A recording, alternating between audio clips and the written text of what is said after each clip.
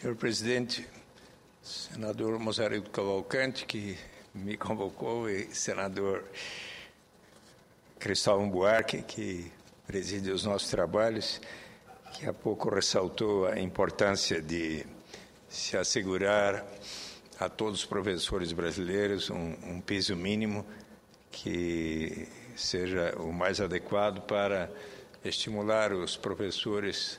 da rede de ensino público a efetivamente dar toda a sua dedicação aos estudantes, sejam desde as creches, aos estudantes de primeiro grau, aos estudantes do primeiro e segundo ciclo e até o nível universitário. Claro que prover uma boa remuneração que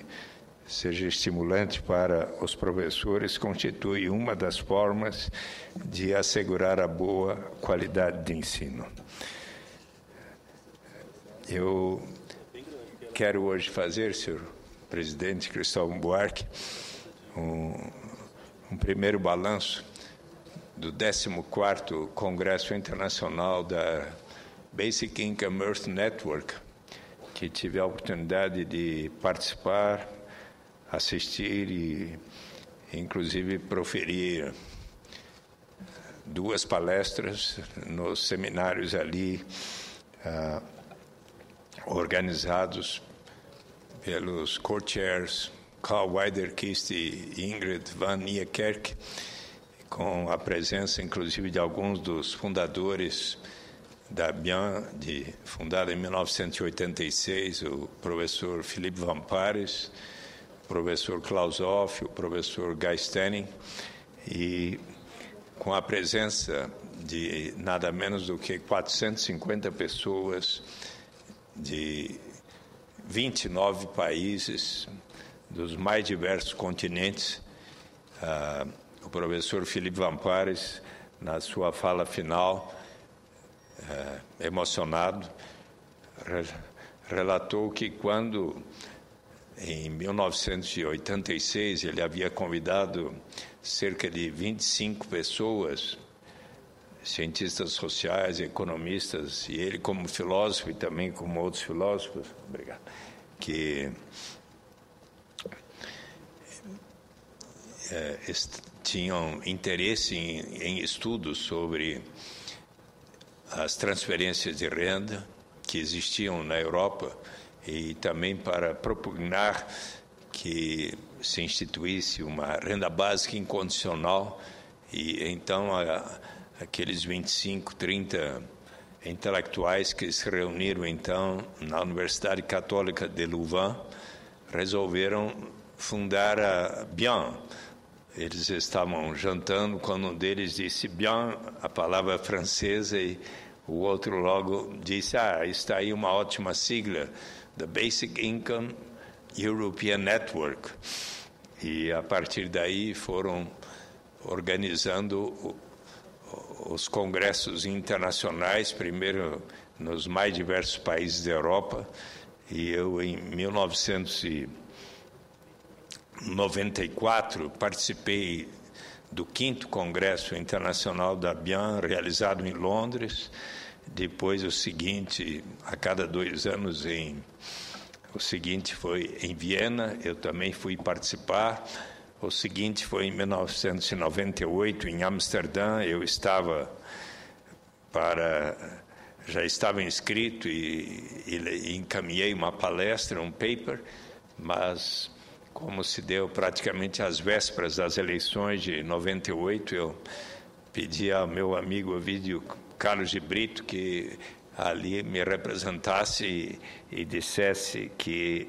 seria importante que eu pudesse ser reeleito e continuar a batalha aqui no Brasil pela instituição de uma renda básica. Então,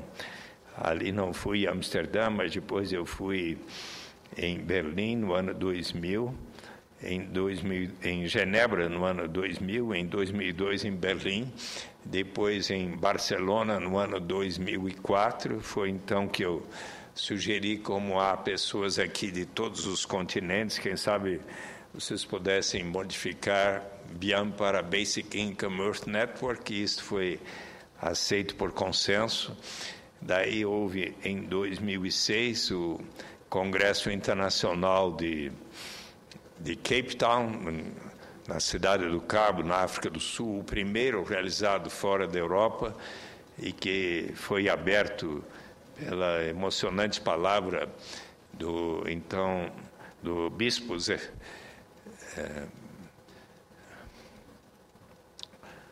o bispo Desmond Tutu, Prêmio Nobel da Paz, que conclamou-nos a todos os presentes para batalharmos por uma renda básica incondicional para todos em cada país, que tivesse um valor de pelo menos $2 por dia. E ali, por exemplo, estava presente o bispo Zefania Kameta, da Namíbia,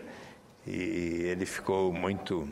sensibilizado com aquele apelo e perguntou logo após a mim e a outros participantes o que vocês acham de iniciarmos uma experiência da renda básica localmente. E foi então, senador Cristóvão Buarque, que eu disse ao bispo Zefania Kameta, da Namíbia: olha, lá no Brasil, as primeiras experiências daquilo que hoje é o Bolsa Família se iniciaram localmente, no Distrito Federal, com o governador Cristóvão Buarque, com o prefeito José Roberto Magalhães Teixeira, depois em Ribeirão Preto, Belo Horizonte, Belém, Mundo Novo e assim por diante. E até que surgiram projetos de lei, 3 na Câmara, 3 no Senado, para que o governo federal viesse a financiar em 50%, começando pelos municípios de menor renda per capita, os gastos dos municípios que adotassem programas de renda mínima associados à educação.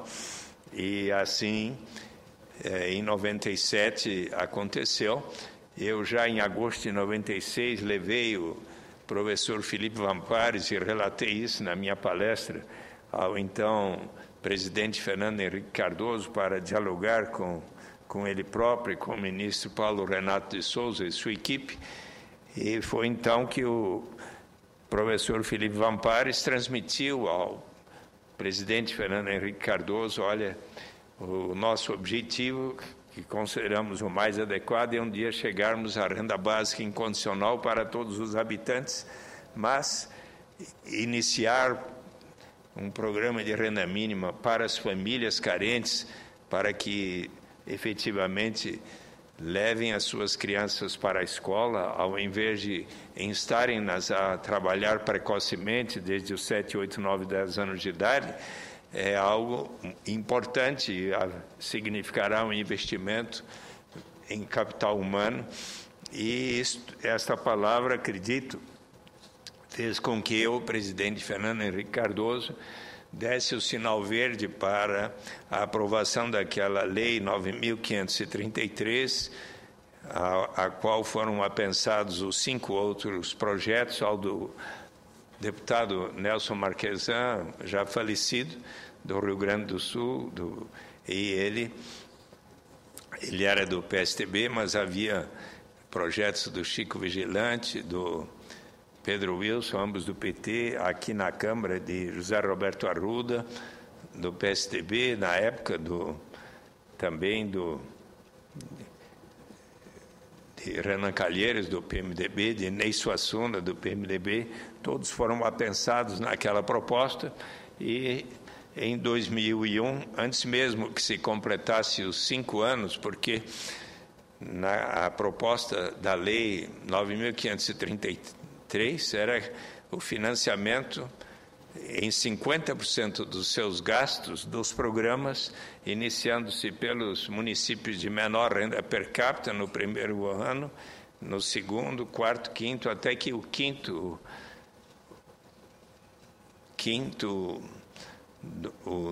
quinto ano, o último quinto, estaria tudo completado, mas já em 2001, dados os resultados positivos, o presidente Fernando Henrique Cardoso baixou medida provisória, que logo foi aprovada, e é importante assinalar que Todos esses projetos, senador Cristóvão Buarque, Vossa Excelência testemunha, foram sempre aprovados por todos os partidos, suprapartidariamente, e então aquela medida provisória fazia com que 100% dos gastos de todos os municípios brasileiros passassem a ser financiados pelo governo federal, e assim se espalhou aquele programa. Depois veio o programa Bolsa Alimentação, que pagava igual benefício para as famílias com crianças até 6 anos de idade, desde que estivessem tendo as suas crianças vacinadas. E eis que também veio o auxílio gás. No início do governo Lula, em 2003, veio o programa Cartão Alimentação, que pagava as famílias carentes com renda per capita até meio salário mínimo um cartão alimentação com o qual poderiam gastar R$50 naquele primeiro semestre de 2003 apenas em alimentos, mas em outubro de 2003 o governo resolveu unificar e racionalizar os 4 programas num só, que foi denominado Bolsa Família, e assim este programa evoluiu de 3,5 milhões de famílias em dezembro de 2003 para hoje 13.520.000 famílias, ou pelo menos em agosto de 2012, e este era o dado, atingindo mais de 50 milhões de pessoas,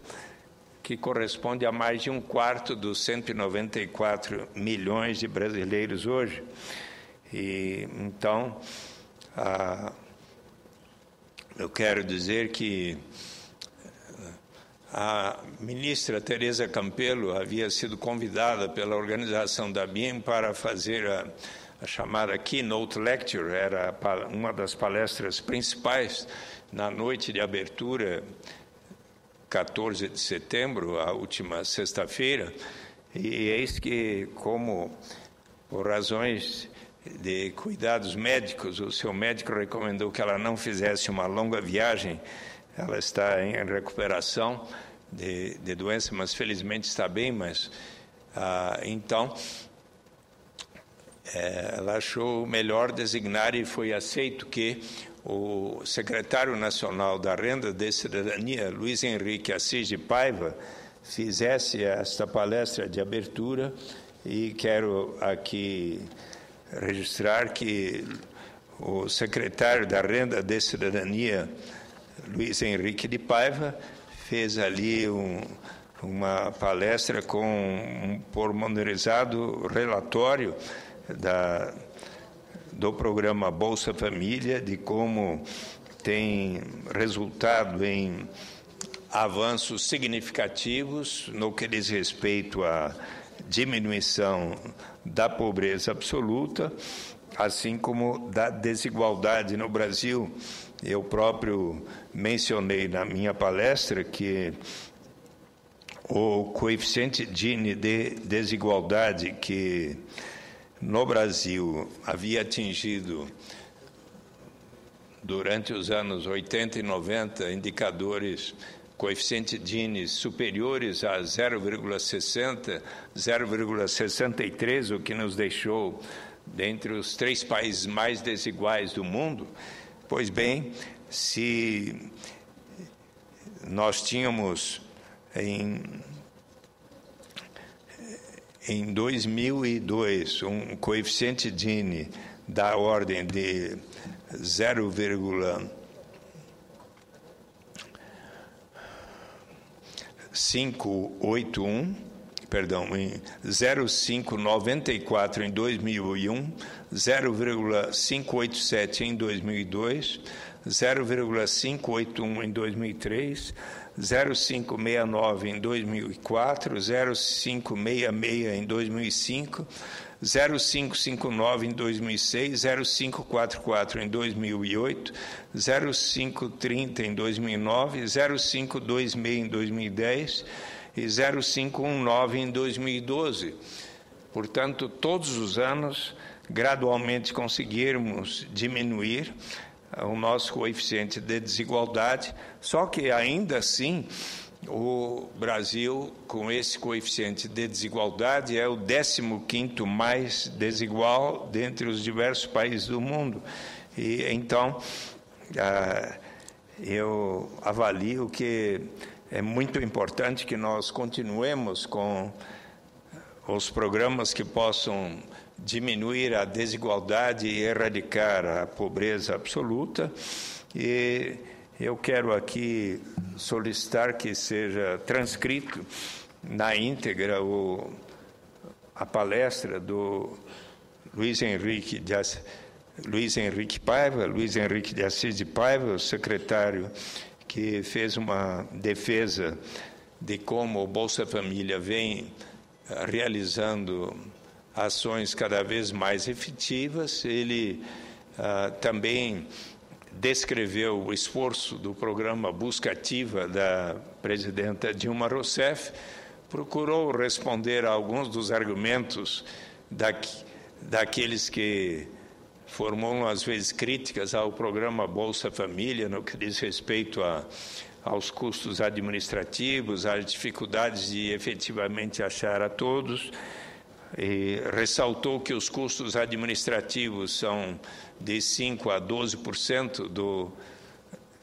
no máximo 12% pelos estudos realizados, e que não são tão altos, e que ele avalia, nas suas palavras, que o programa Bolsa Família tem sim contribuído para o objetivo de erradicação da pobreza absoluta, e ele,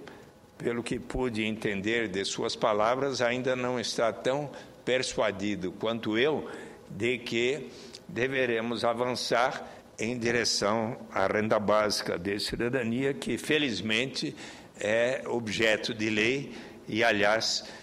o Brasil é o primeiro país do mundo que aprova uma lei em 2004, ainda que não seja o primeiro país com uma experiência na direção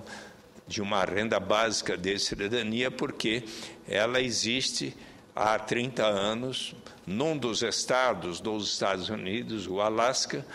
Há 30 anos que o Alasca, cada ano, paga a todos os seus habitantes, e hoje são quase 700 mil, um dividendo igual pago a todas as pessoas, e isto resultou que o Alasca se tornou o mais igualitário dos 50 estados norte-americanos. Mas, nesta Conferência Internacional da Rede Mundial da Renda Básica, da BIAN, nós tivemos a apresentação de nada menos do que 150 trabalhos de pessoas de 29 países, e tivemos ali a presença de 15 brasileiros. Senador Cristóvão Buarque, será ótimo. Parece que a próxima conferência, daqui a 2 anos, será no Canadá. Eu já aviso previamente, quem sabe dessa vez Vossa Excelência poderá ali contribuir com a sua visão, sua experiência. E quero lhe dizer, durante a conferência do professor Felipe Van Pares, ele o citou, inclusive citou o diálogo que teve com Vossa Excelência quando ele veio ao Brasil e conversou com Vossa Excelência a respeito. Ele, por exemplo, citou o programa Bolsa Família, que, no que diz respeito à sua visão, em que medida será possível se instituir localmente, se instituir num estado, num país, num continente, porque um dos temas relatados de reflexão do professor Felipe Van Pares foi: quando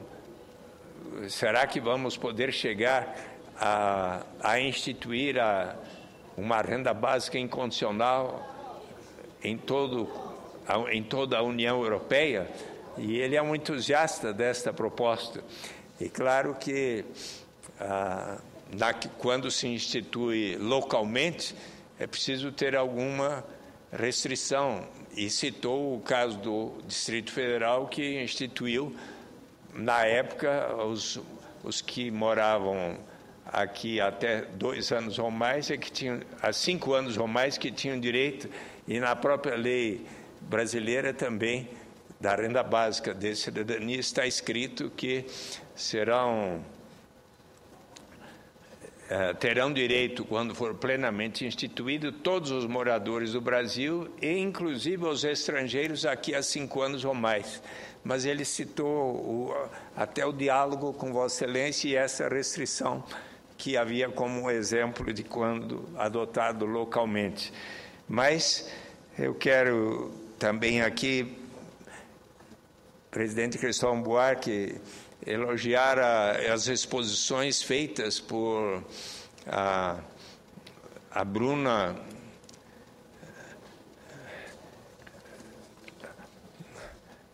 Barreto, que é presidente do Instituto de Revitalização da Cidadania, que fez junto com o Marcos Brancalione dos Santos, seu esposo, uma defesa entusiástica, apaixonada da experiência de Quatinga Velho, que é um vilarejo onde 80 e poucas pessoas há 3 anos vêm recebendo uma renda básica de R$30 por contribuições voluntárias de pessoas, e ambos relataram da experiência notável dos efeitos tão positivos que aconteceram e do sentimento formidável de solidariedade entre eles. Ressalto também que Francisco Nóbrega e Marina Nóbrega, que tiveram a contribuição da Teresa Nakagawa e minha própria, fizeram a exposição da experiência de Santo Antônio do Pinhal, como é que se está avançando na direção de instituir ali uma renda básica de cidadania, e como seria difícil começar por todos. Eles estão ali considerando seriamente, no primeiro ano, pagar uma renda básica para todos os que nascem no primeiro ano, e daí para frente, cerca de... Lá são quase 7 mil habitantes, nascem aproximadamente 100 por ano, então 90 a 100 pessoas por ano que, tendo nascido, já passariam a receber a renda básica, até que houvesse as condições financeiras de pagar igualmente a todos. Mas outra experiência ali relatada foi a do Irã. O professor Hamid Tabatabai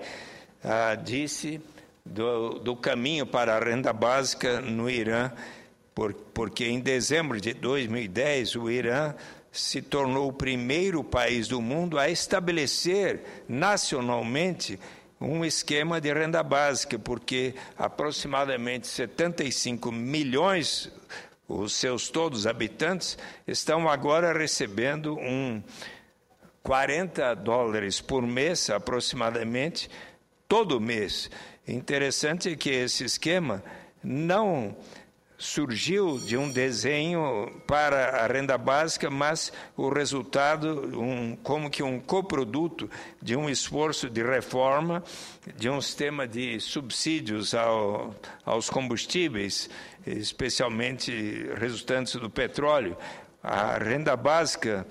passou a ser paga a toda a população quando foi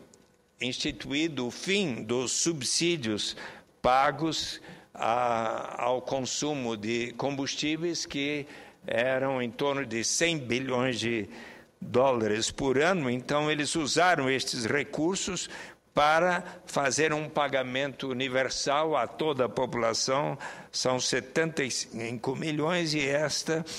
experiência, que já tem agora 2 anos, está sendo objeto de estudos pormenorizados. Também ressalto o trabalho enviado por Maria Osanira da Silva e Silva sobre o programa Bolsa Família, que foi de grande relevância. Também o trabalho do Leonardo Basso, professor do Mackenzie, e do Marcelo Manzano, também sobre o programa Bolsa Família, e tantos outros, mas, em especial, quero ressaltar que nada mais, nada menos do que um dos empresários, se não o mais bem-sucedido empresário da Alemanha, Götz Werner, que eu conheci em 2008, quando ele é professor da Universidade de Karlsruhe e também principal acionista, empresário responsável pela rede de drugstores, de drogarias na Alemanha, e ele tinha então 900 unidades de drugstores na Alemanha e 300 nos países vizinhos. Pois bem, ele agora está com 1.300 unidades na Alemanha e 1.200 em países vizinhos. E ele é hoje, na Alemanha, um dos mais entusiastas defensores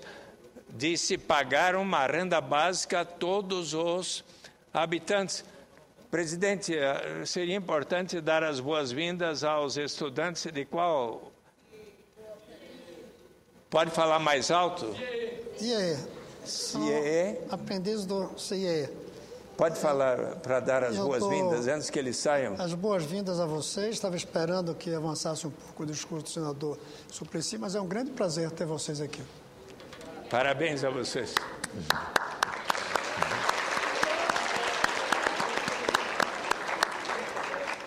Vocês sabem que já é lei no Brasil que um dia será instituída uma renda básica como um direito à cidadania.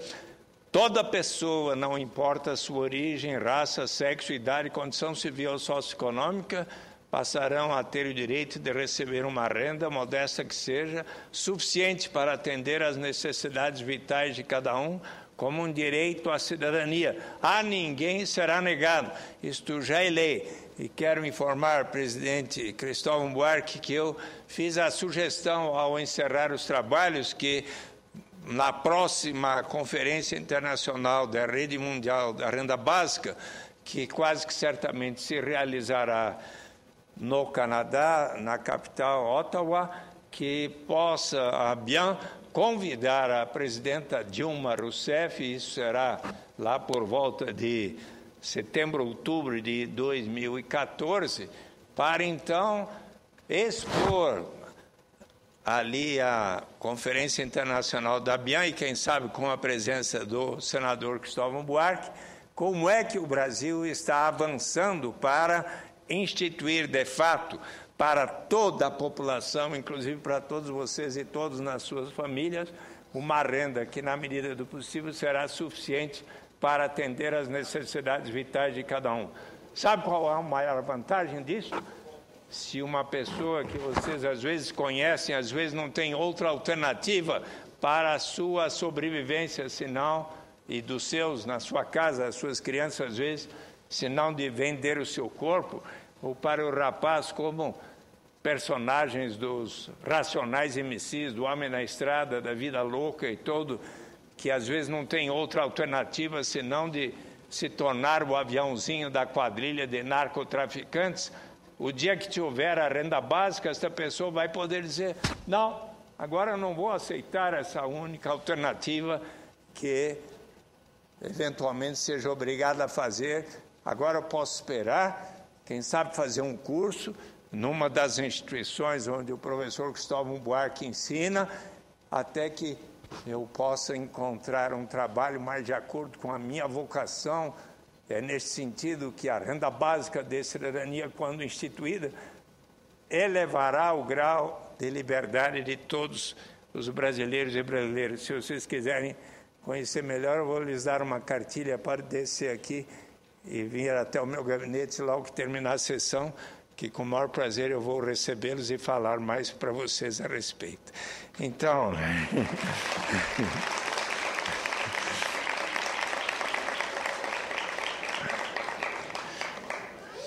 Então, querido Cristóvão Buarque, eu queria... Tem tanta coisa, eu acho que eu vou deixar para continuar a exposição. Eu só queria aqui ressaltar que, dentre os pontos altos do dos diálogos ali havidos, houve também as exposições da experiência em vilas da Índia, da senhora Renana Jabwala, que é da SEVA, da Self-Employed Women's Association, que inclusive contou com a assessoria do professor Guy Stenning, e eles falaram das experiências notáveis de renda básica que começam a ocorrer ali na Índia, na região de Delhi.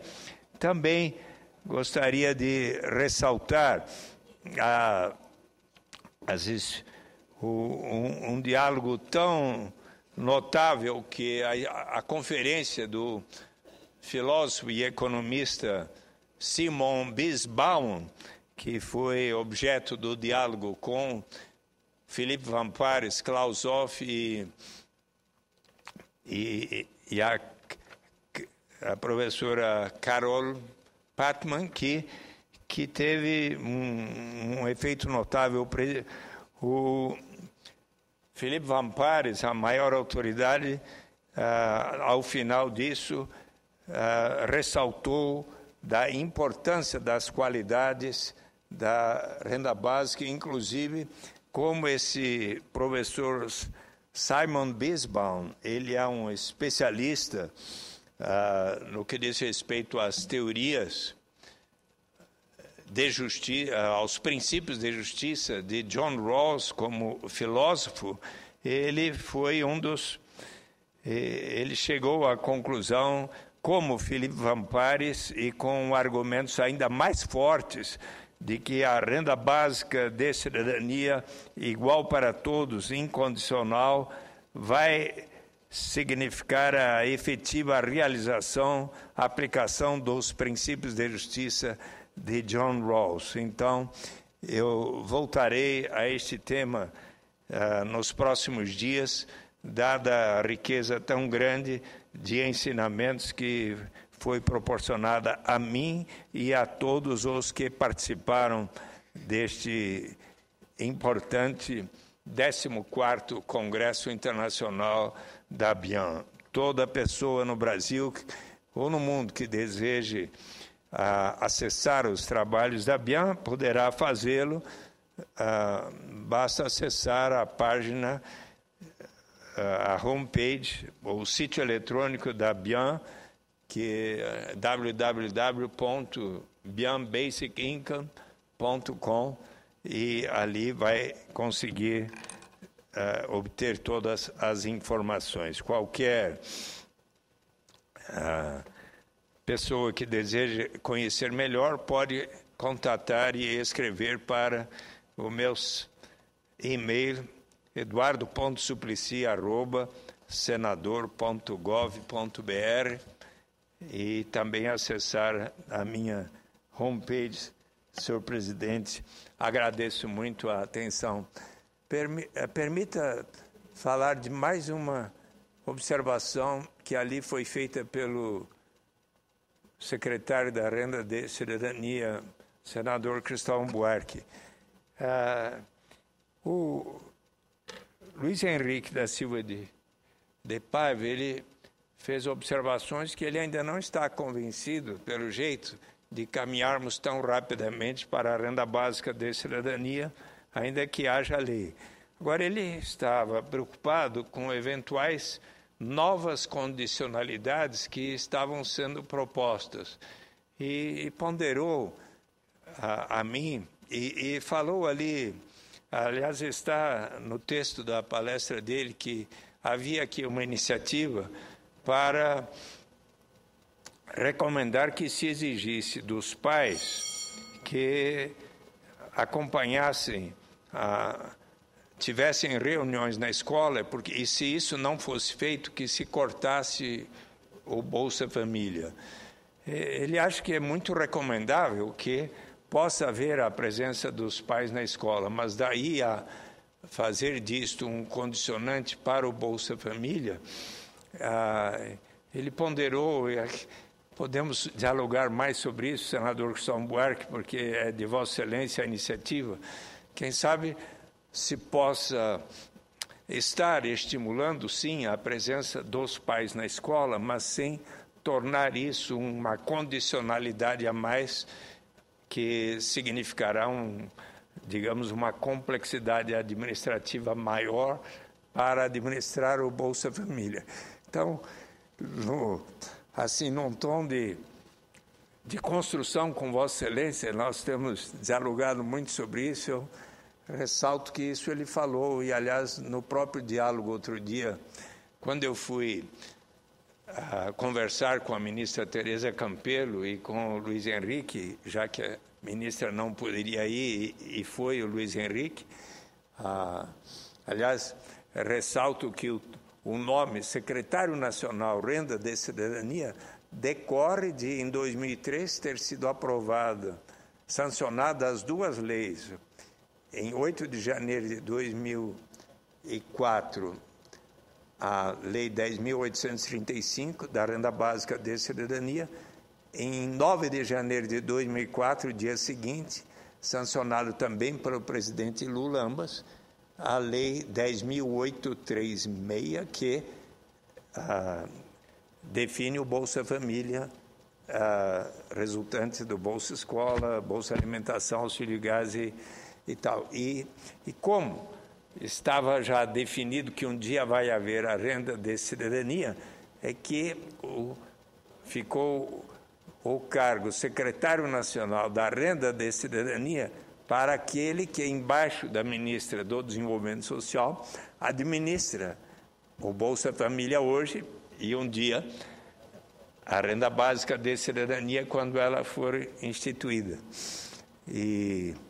aliás, eu vou querer falar mais sobre isso, mas teremos muitos outros diálogos,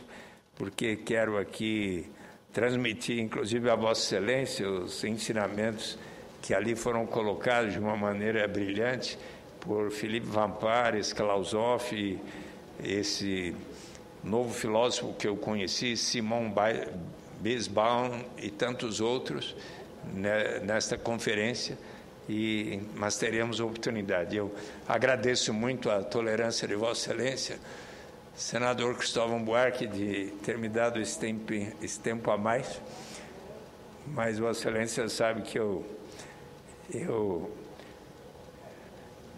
tal como Vossa Excelência abraça a causa da educação, que também é minha, com um fervor extraordinário, isso dá sentido à sua vida. Eu quero aliar sempre a causa da educação à da renda básica de cidadania para efetivamente promover o direito de todos os brasileiros à vida digna, tanto com uma renda básica, com a educação básica e fundamental, que deve ser um direito universal para todos os brasileiros e brasileiras e para todas as pessoas no mundo. O professor Philippe Vampares